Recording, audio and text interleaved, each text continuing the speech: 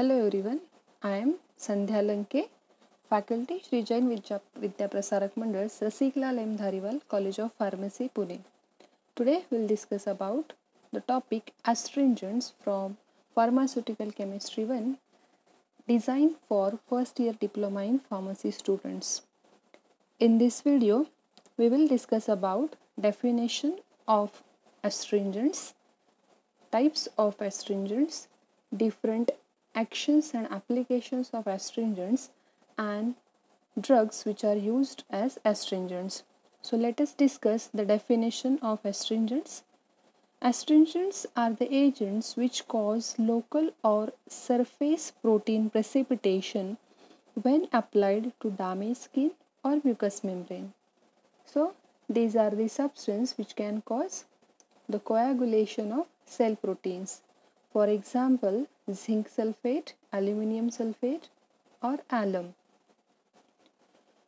The classification of astringent is: astringents are divided into two main classes, vegetable astringents and metallic astringents.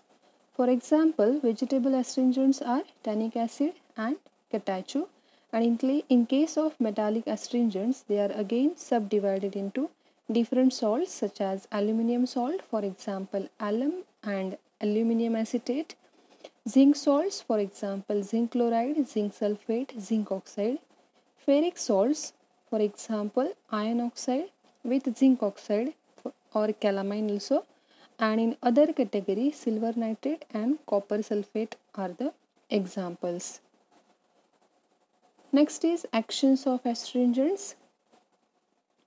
The first one, it causes constriction of small blood capillaries and promote the coagulation of blood.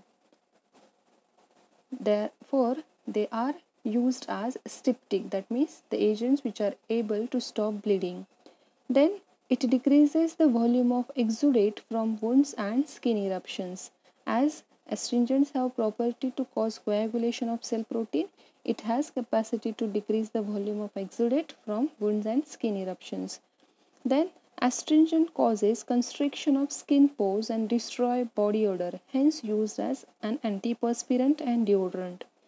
So antiperspirant are the agents which are used to reduce the sweat formation, and deodorants are the agents which are used to prevent the bad odor. So because of the constriction effect of astringent, the skin pores will get reduced in their size, and because of that they can prevent the secretion of sweat, and in turn they will destroy the body odor.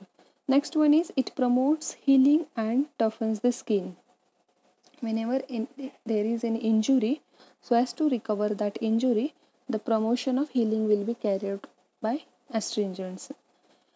And next one is, it restricts blood flow to the surface of mucous membrane, hence astringent decreases the inflammation. So these are some actions of astringent. Similar to these are the applications. Styptic action. Styptic means stopping of bleeding by coagulation of blood. Then anti-inflammatory. The astringents have anti-inflammatory action. By decreasing supply of blood to the tissues, they are going to produce the anti-inflammatory action. Antiperspirants, by decreasing secretion of perspiration with reduction of pore size of the skin, they are having antiperspirant action. Antimicrobial effect, just by protein precipitation mechanism, they provide the antimicrobial effect. Then higher concentration of astringents, they can be used to remove warts. Warts are nothing but the growths on the surface of the skin. So as to remove those warts, the higher concentration of astringent can be used. So because of their protein precipitation capacity, the astringent have action on the mucosal membrane when they are taken internally or on skin for topical use. So astringents when applied topically cause protein precipitation of surface cell by coagulation, and the action depends upon the extent of penetration of the agent, and the type of chemical action results in the protein precipitation. Next one is the compound which is used as astringent is nothing but the alum. Alum is having the molecular formula KAiSO4 twice, 12 molecules of water of crystallization. In board exam, molecular formula of this compound is frequently asked. Synonym of alum is potash alum, or also called by the name potassium aluminum sulfate.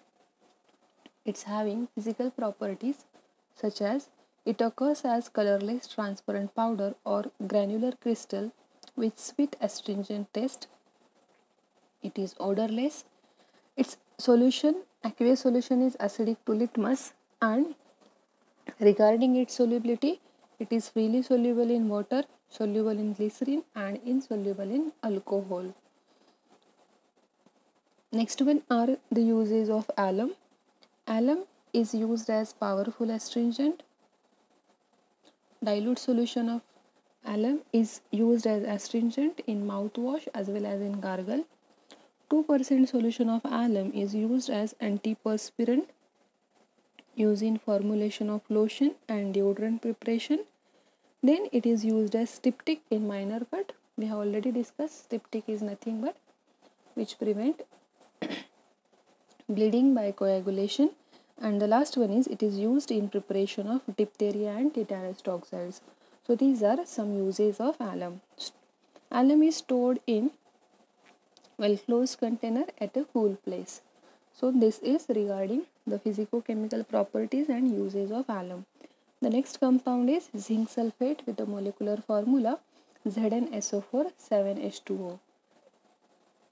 The physical properties of this compound are: this is occurs as colorless, odorless powder with astringent taste.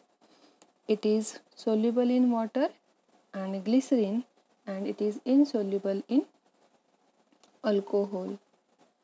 Uses of zinc sulfate. Zinc sulfate is mainly used as topical agent, specifically as an astringent.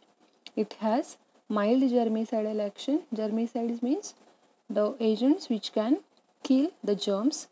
Then it is also used as emetic when it is administered internally. It has local styptic action, has capacity to stop the bleeding, and it is used in preparation of bandages as well as adhesive tapes.